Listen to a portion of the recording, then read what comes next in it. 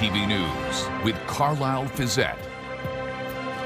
Good evening. Thanks for joining us. Prime Minister Mark Carney is calling his new trade deal with China a landmark strategic partnership. It means more Chinese-made electric vehicles will be driving Canadian roads, while more Canadian food products will be on Chinese shelves.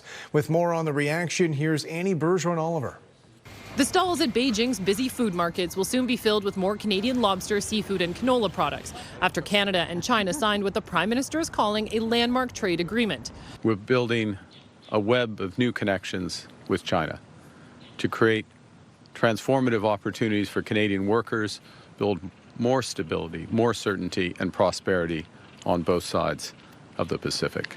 As part of that deal, China will remove all existing tariffs on Canadian canola meal, lobsters, crab and peas until at least the end of the year, and permanently reduce its tariff on canola seed to 15%. The tariffs on canola oil and pork will remain. If you're a canola farmer, you're probably cautiously optimistic that something's going to come from this because we don't know the full details. But if you're a Canadian auto worker, this is devastating news because they know that this is going to undercut North American produced vehicles. In exchange, Canada will let 49,000 Chinese electric vehicles into Canada, essentially tariff-free, increasing that amount every year after. By 2030, half of those EVs should cost a maximum of $35,000. We need to look at this in the context of building. I mean, we're building a new part of our car industry. Building cars of the future in partnership. The new trade pact that encourages Chinese investment in Canada's auto sector was announced hours after Carney shook hands with the Chinese president, closing the deal on a 5-pillar strategic partnership meant to tear down trade barriers and forge new ties in areas from finance to energy and tourism. A healthy and stable China-Canada relationship serves the common interests of our two countries. It is also good for the peace, stability, and prosperity of the world. The Prime Minister says concerns about foreign interference and human rights were brought up in his private meeting with Xi Jinping. He leaves Beijing tomorrow for Qatar, where he will once again try to drum up business investment. Annie Bergeron-Oliver, CTV News, Beijing, China.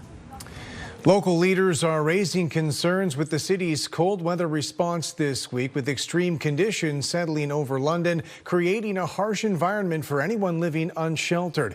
Jerry Dewan reports. A heavy snowfall Wednesday night, followed by a plunge in temperatures on Thursday, took a heavy toll on Londoners who are unhoused. The pain, the physical issues, I can't even share. It's so devastating and the suffering is huge. But at no point over the last 2 days did the city launch a Tier 3 response, which would have opened a warming center, the Boyle Memorial Community Centre, and funded warming spaces overseen by local agencies London Cares and the Arcade Street Mission. On Wednesday, Arcade opened the beds anyway. Without that funding, we're going to have to come back to our donor base and say, can you help us keep the doors open?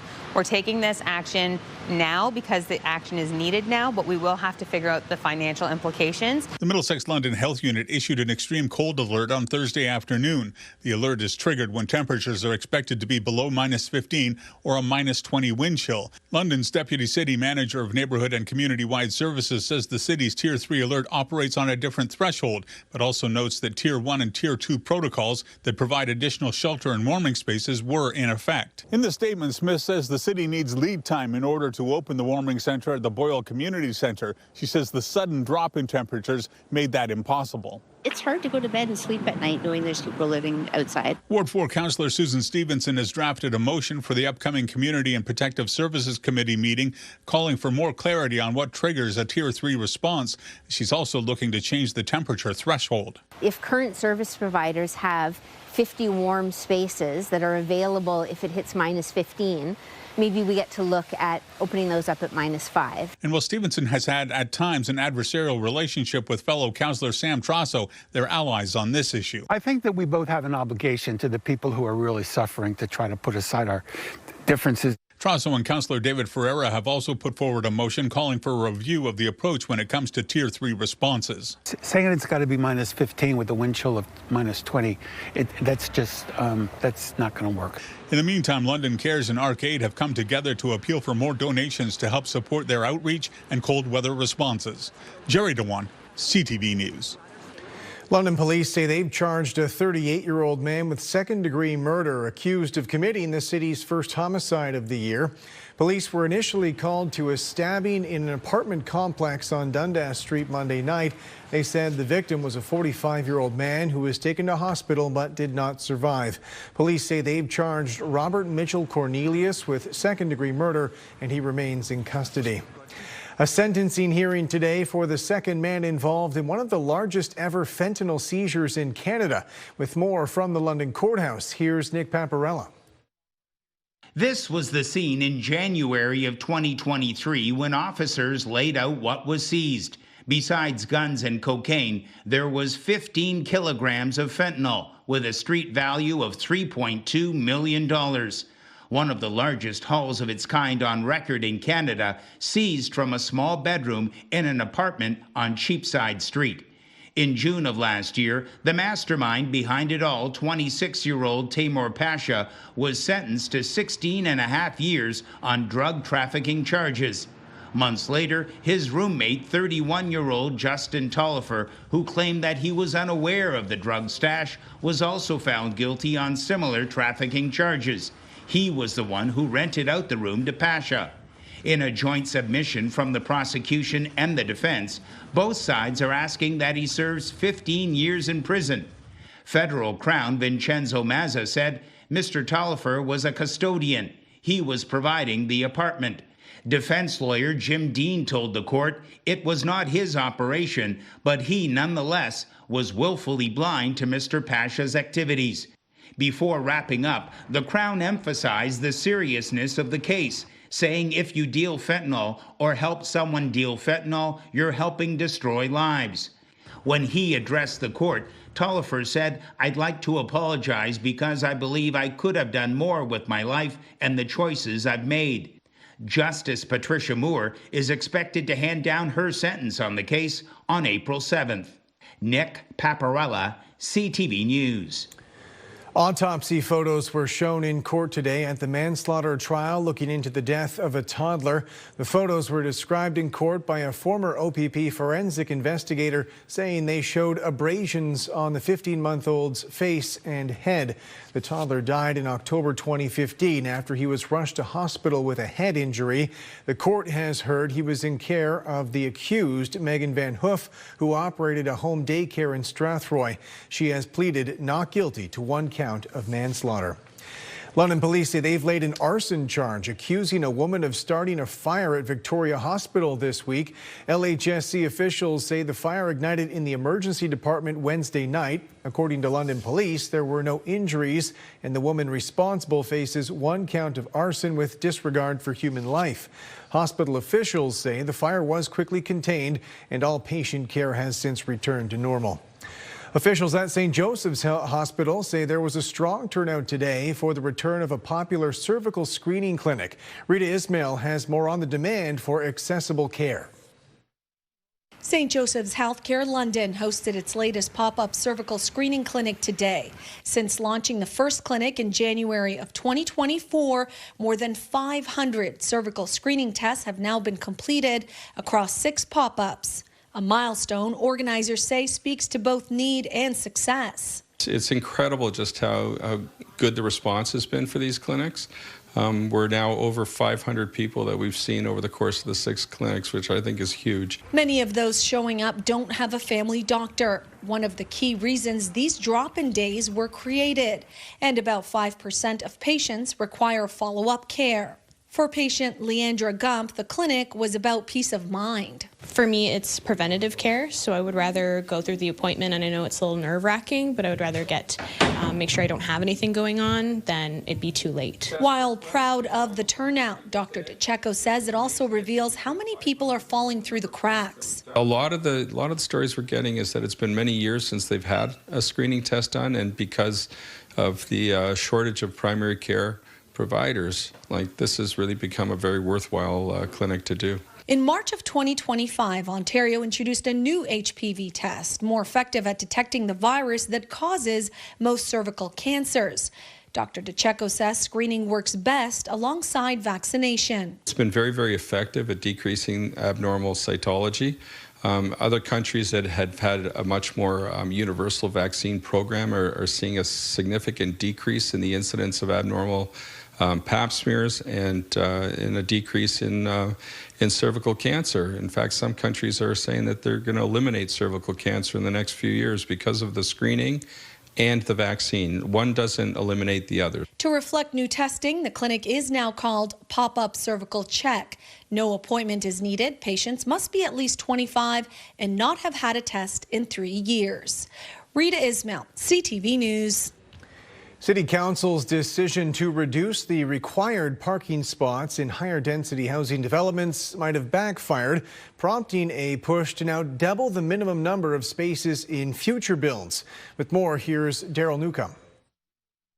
London's building boom has produced higher density developments right across the city, but the deputy mayor believes some don't have enough parking for their residents. What we are seeing is development is starting to rely on street parking as the solution to how we're going to park cars for people living in these units. Lewis believes City Hall's minimum parking requirement for most higher density developments is too low by requiring just one spot for every 2 units. He intends to bring forward a motion that would double the minimum number of parking spaces for planning approval. On high density developments, going back to a 1-to-1 ratio, with the exception of where we're right on the rapid transit corridor or where we're doing affordable housing. However, Climate Action London points to the city's mobility master plan and its target to reduce the percentage of trips by automobile over the coming decades. If City Council is not approving transit upgrades or funding for transit,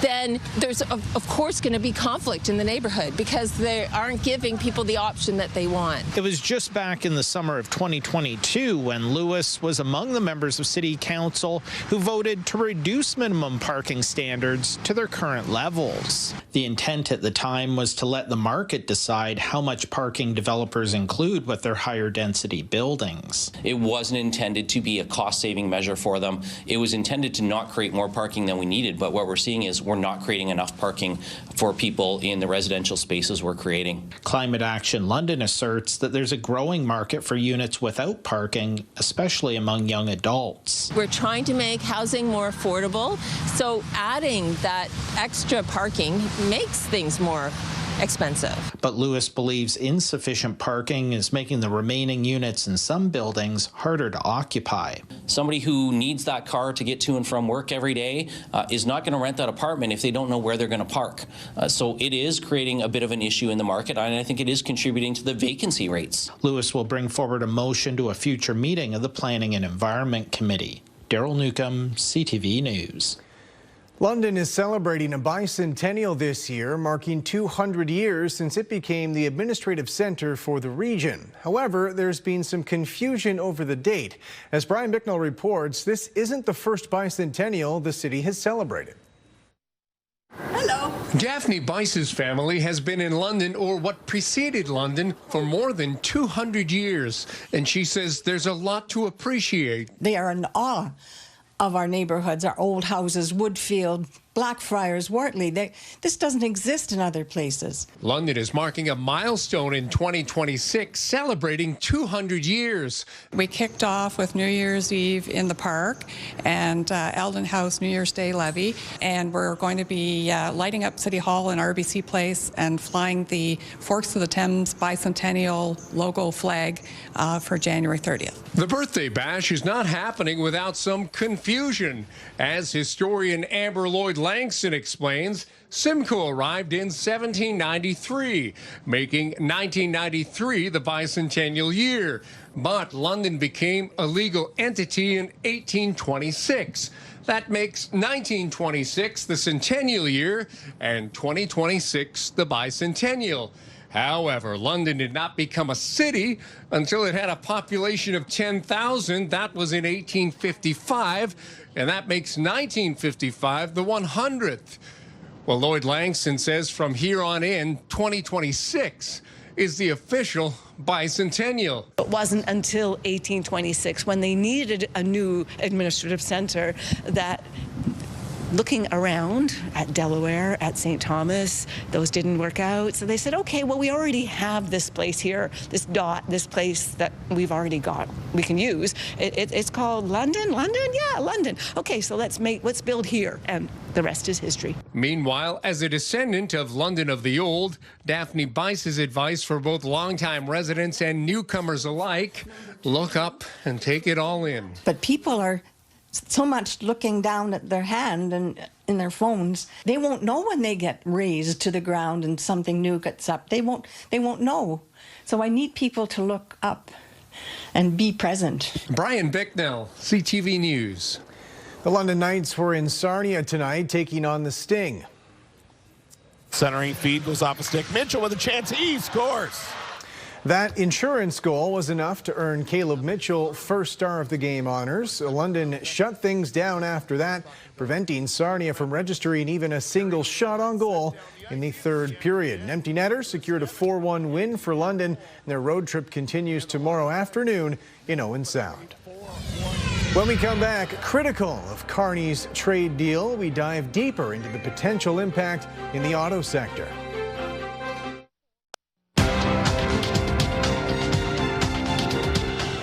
Canada's main stock index crept higher today, helped by gains in the energy sector. The TSX up 12 points to close the week. In New York, the Dow lost 83, the Nasdaq fell 15. Canadian dollar dropped 0.07 of a cent. On commodity markets, gold lost more than $28 an ounce. Oil gained 26 cents a barrel. Returning to Canada's trade deal with China and the critical response it's getting in the auto sector, Premier Doug Ford calls it a self-inflicted wound. And as Heather Wright reports, it's something that could reshape Canadian car buying in the years ahead. For an industry on the front lines of the trade war, there is concern about the impact this agreement with China might have on Canada's auto sector. The worst thing is it opens the door and it's a slippery slope after this. The new deal will allow nearly 50,000 Chinese-made electric vehicles into Canada at the tariff rate of 6%. It's an abrupt departure from the 100% tariffs placed on Chinese EVs in 2024 by the Trudeau government in alignment with the United States. At that time, Ottawa justified those tariffs on the grounds that Chinese manufacturers unfairly benefited from state subsidies, making it hard for Canadian manufacturers to compete. I would remind Canadians, cheap has a price. And that price is good union jobs. The majority of Canada's auto industry is in Ontario, which has experienced plant closures and job losses over the last year. This just adds, frankly, more uncertainty to an already uncertain automotive market. Canadian EV sales have dropped dramatically in recent years with expiring rebates, the trade war, and affordability factoring into the decline. This deal stipulates by 2030, 50% of Chinese EVs would have to cost less than $35,000, a measure that would help with affordability. And by year 3, the agreement calls for considerable new Chinese joint venture investment in Canada with trusted partners. But insiders say there are still more questions than answers. We need more, a better understanding on how those quotas are managed, which brand are. So there's a lot of, the timeline is a big part of it as well. There are also plenty of concerns around cybersecurity, things like software updates and data collection, how this will be managed, and who will have access to this information. Heather Wright, CTV News, Toronto. Good evening. I'm meteorologist Gary Archibald for CTV News. This massive system of low pressure is responsible for the gusty wind, the snow, and even more so tonight into tomorrow. An additional 2 to 5 centimeters for London towards Kitchener, Waterloo, and the surrounds. It's possible with even more for the Grey Bruce region, eastern shores of Lake Huron, further inland. Temperatures will take a significant nosedive into next week, well below seasonal. I'll break down what you need to know on all weather fronts coming up. Welcome back. As we say good evening to Gary Archibald. Again, Gary, as we saw earlier in the newscast, just how cold things have been. Tomorrow looks like we're going to get a bit of a reprieve, but that is only temporary. You're right about that. A brief break from the frigid conditions. The snowfall tallies are still happening in areas across southern Ontario. It's patchier right now through the overnight. Still windy, still cold, but not as cold. Projected at least for the next 24 hours through the daytime. It'll get colder Saturday night into Sunday, Monday. More on that in just a moment. Reach a high of -2. Our average is -3. But we got into some snow today, all due to this massive spin of low pressure. Textbook formation, counterclockwise swirl. There are actually two lows, theoretically, two lows coming together to combine into one massive system of low pressure. Snow pushing across the Great Lakes in its entirety, and some enhancement across Lake Huron and Georgian Bay, Lake Ontario, of course, Lake Erie. Patchiness, as mentioned. Some of that snow will linger along the northeastern shores and eastern shores of Lake Huron. That's where I think the next 24 to 48 hours we'll see 10 to 15 centimeters. This particular model run doesn't have it as high in the next 24, but the other models, the general consensus is that 10 plus is more than likely, especially for Grey Bruce collectively over the weekend. The travels along Highway 21, the 86, the 402, for example, not the best. And of course, the 401 has been inundated with accidents over the last 3 days straight.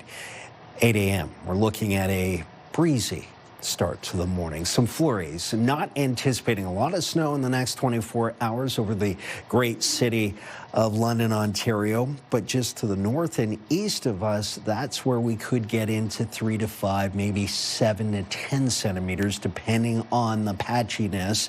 It's not a complete blanket of snow, but you will encounter it over the next 24 hours. So we'll see a high of about 0 to -1, -6, getting colder with flurries on Sunday, and then look at Monday through to Friday of next week. The daytime highs well below seasonal. Average, again, is closer to -3. The overnights, the early mornings will be in the minus double digits, minus teens. And for the Midwest, I already mentioned some parts along the eastern shores of Lake Huron, Georgian Bay, getting into heavy snow, even more than that, 2 to 5, 2 to 6. The cold certainly really kicks in by Tuesday into Wednesday morning. Wind chill values about -25 or colder. Snow, more of it on the way. Cold temperatures and windy conditions. Do take care. Reduced visibility and slippery roads do lie ahead for the weekend and beyond. Thanks very much, Gary. A food processing facility in Listowel is now considered the largest and most advanced egg grading plant in Canada. Scott Miller has more on its operations, helping feed our region and beyond.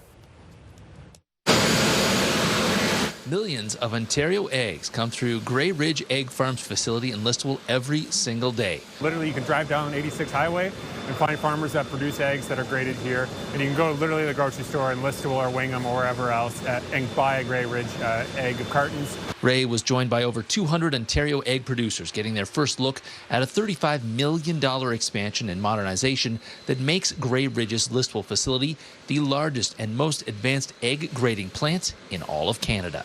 The new shell inspector on this that looks at the eggs and decides grade A eggs is brand new technology from MOBA, and it's state of the art, and it makes the machine much more operable because there's not as many moving parts. Brookshaw says the expansion means Listowel's Grey Ridge facility can handle nearly 4 million dozen per week, up from 3 million dozen before the modernization. It should demonstrate to everyone across the province in Canada that there is an ability to host big business in small towns. For Ontario egg producers, some of them seeing this facility for the first time, they're in absolute awe of the technology being used here to get eggs from their farm to Ontario dinner tables. When my parents started and my mom picked the eggs in these round cage baskets, and she washed them by hand and graded them with this little scale to where we are today, it's really, amazing. For Grey Ridge Egg Farms, this expansion and modernization marks the single biggest investment in their Ontario business, which is music to Mark Van Ness's ears. It definitely gives us a boost because we know they're investing $35 million into this. They're not going away. That is the vision, is to be able to grow and make sure that you're always putting back into the facility, ensure the farmers have a good spot to take their eggs, and that you're giving the most quality to our consumers. In Listowel, Scott Miller, CTV News.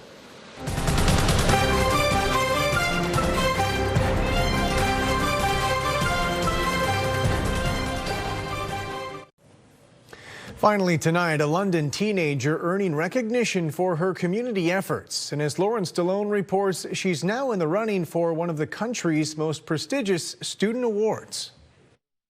In just a few weeks, one high school student from London could win a life-changing award. The Laurent Award is basically the only award of its type in Canada. The Laurent Award, offered by the Laurent Scholarships Foundation, provides up to $100,000 over 4 years to support students in post-secondary education. For me, it would mean to be able to broaden my horizons and look at the many different ways that I can give back to the country that I am in and just contribute to that community while simultaneously learning from it. Anushka Bist, a 2026 Laurent finalist, moved to Canada from Dubai in 2020. Since then, her impact on the community has been huge. I decided to start Create for Kids London, which is a not-for-profit chapter that looks to foster community within our card-making workshops. Biss says all the cards are donated to the Children's Health Foundation and distributed across pediatric care facilities in London. Research has shown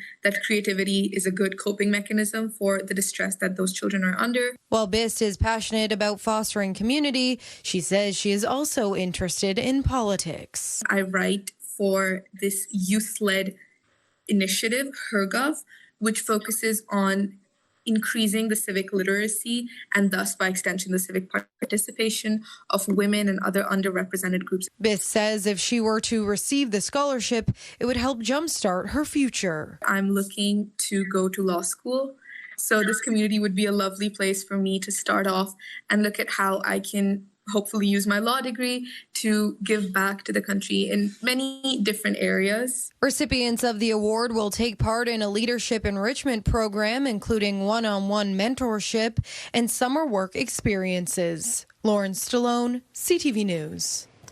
And that's it for us. Thanks for watching. For all of us at CTV News London, I'm Carlyle Fiset. Have a great weekend.